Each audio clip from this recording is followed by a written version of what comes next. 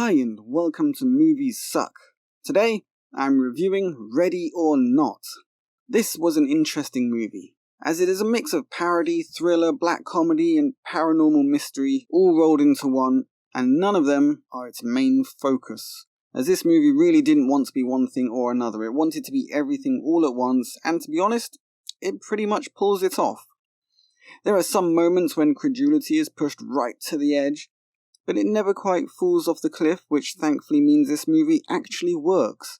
And by rights, it really shouldn't.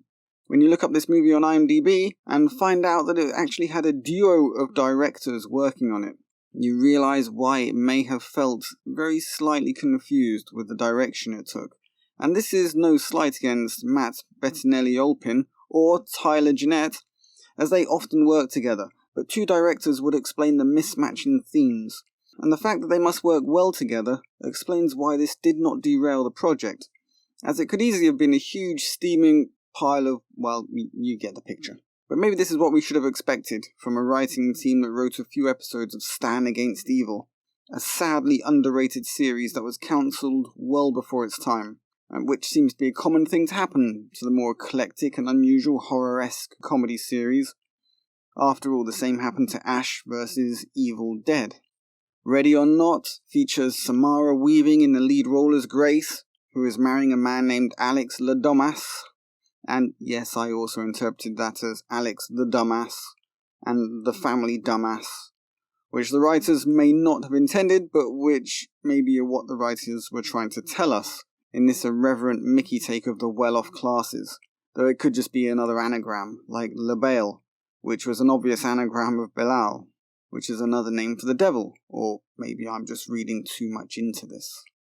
In any case, this humour runs all the way through this movie, and there are other things to look out for in the symbiology department, since this movie is a story of good versus evil in the biblical form.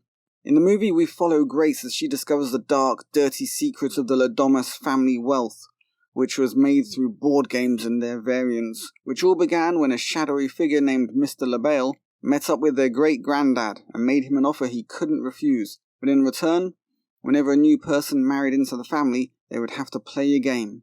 The game varies from ordinary chess to the very unordinary version of hide-and-seek, which Grace discovers to her detriment is not the fun children's game she once played.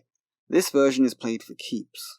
As the night progresses, she goes from complete incredulity at how she is spending her wedding night to horror of the reality of what is going on, and then panic and dread as she tries to escape the nightmare, then finally acceptance that she will have to see this night through to the climactic morning. The rest of the cast is actually pretty good, with no atrociously painful performances, and some that were very fun and amusing, like the unlucky drug-addicted daughter Emily, played by Melanie Scrofano, whose incompetence and obviously highly strung personality accounts for a good number of the funny moments. And another quick mention for Fitch, played by Christian Braun, who when faced with having to use a medieval crossbow has to look up how on YouTube, which is very up to date and now, though if you can't use a crossbow you really are hopeless. In fact, the only member of the Ladomas family who is comfortable with a weapon is the grandmother, and she uses what looks like an executioner's axe, which is a little disturbing, and impressive that she even has the strength to wield it.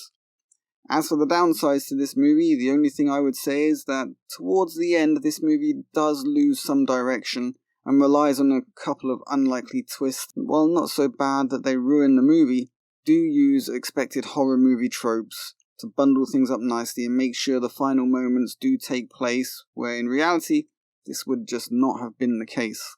But, as said, this did not ruin the movie, and it manages to build up enough goodwill early on to allow for a few moments of perhaps needed simplicity to take the strain off of the runtime.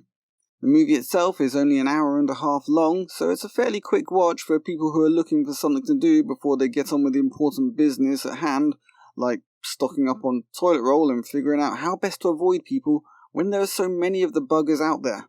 So, my verdict is that if what you are looking for is a light-hearted comedic take on the way that rich privileged people stay rich and privileged, and you like your movies a bit crazy, this is a movie for you. If what you are looking for is a black comedy/mystery that is fun to watch, moves at a good pace and pokes fun at modern society, while not moralizing and bleating on about woke nonsense, but with a little bit of blood and guts, then this is the movie for you. If, on the other hand, what you are looking for is an intelligent movie that will have you pondering about how out of touch the rich privileged classes are and how they just don't care much for the rest of us, and are so self-involved that they are only interested in themselves and others like themselves, then forget this movie and check out Gal Gadot's celebrity version of Imagine, or any of the other out-of-touch celebrity mope fests that have been put online recently. In any case, this is a pretty good movie in its genre, and is well worth a look if you have some free time. And let's face it, right now, most of us do. This has been Movies Suck saying, the sun even shines on a dog's ass some days.